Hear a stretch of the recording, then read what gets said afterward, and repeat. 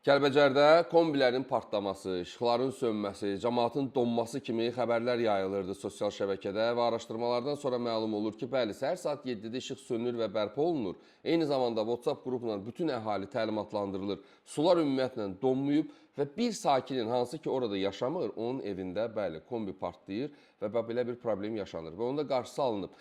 Maraqlıdır ki, sosial şəbəkələrdə ümumiyyətlə işğaldan azad edilən ərazilərdə baş verən hər hansı bir elementar hadisə, söhbət kommunal məsələdən gedir. İşıq da sönə bilər, kombidə problem də yarana bilər, nə bilim, hər hansı xırda detal da ola bilər. Amma bunu kütləviləşdirib, sosial şəbəkələrdə, işğaldan azad edilmiş ərazilərdə böyük bir problem kimi təqdim etməyə çalışanlar var. Və maraqlıdır ki, məhz bu xəbəri tez bir zamanda yayımlanmasını, şaxələnməsini təmin edirlər və heç bir araşdırma aparılmadan dərhal bu dezinformasiya sürətlə sosial şəbəkədə yayılır və hər kəs o xəbərin təsiri altına düşməyə məcbur olur.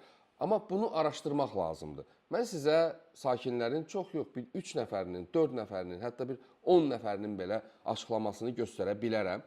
Və istəmirəm o sosial şəbəkədə bütün bunlarla yüklüyüm, çünki o vaxtı çox uzadacaq. Amma fakt ondan ibarətdir ki, bəli, səhər saat 7 işıq sönür, təcili bərpa olunur.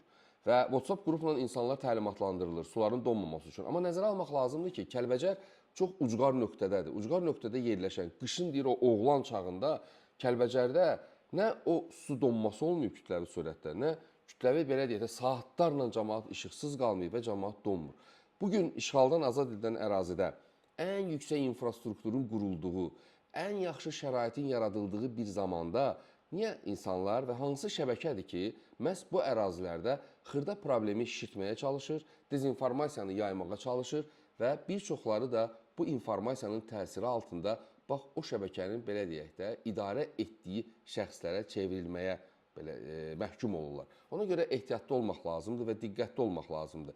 Kimlər paylaşır, paylaşanların məqsədi nədir və niyə məhz işğaldan azad edilən və sürətlə inkişaf edən ərazilərimizdə bu məsələ hədəfə götürülüb. Bunu nəzərə almaq lazımdır və mən indi sizə həmin vətəndaşların bir neçəsinin açıqlamasını verəcəm ki, hansı ki Kəlbəcərdə yaşayır, normaldır vəziyyət, nə işıq sönüb, nə cəmaat donub və hər şey qaydasındadır. Adım Vüsaldır, hal-hazırda Kəlbəcər şəhərindəyik. Ev ailə başçısı olaraq Həsənov Vüqara verdik, yəni atama. Biz Həsənovlar ailəsi adından bu gözəllikdə şəraitdə, bu mənzərəli yerdə yaşadığımız üçün çox fərəhlənirik, sevinç hissi yaşayırıq. Demək olar ki, hər şey qaydasındadır. Qar yağmağına baxmayaraq yollar təmizlənir, qardan gediş-gəliş rahat, asan. Həmçinin ev daxilində, məişətdə istifadə etdiyimiz qaz, işıq, su, heç bir problem yoxdur. Kəsintisiz və fasiləsiz olaraq gəlməkdədir. Hər şey qaydasındadır. Kəlbəcərdən salamlar. Özümüzün qrupamız var, köşkün qrupamız var. Bir problemimiz olanda atır qrupya. Heç saat çəkmir, həll olunur. Biz çox razıyıq. O sosial şəbəkələrdə yazır ki, Kəlbəcərdə işıq yoxdur, qaz yoxdur, su belədir, kombi donur.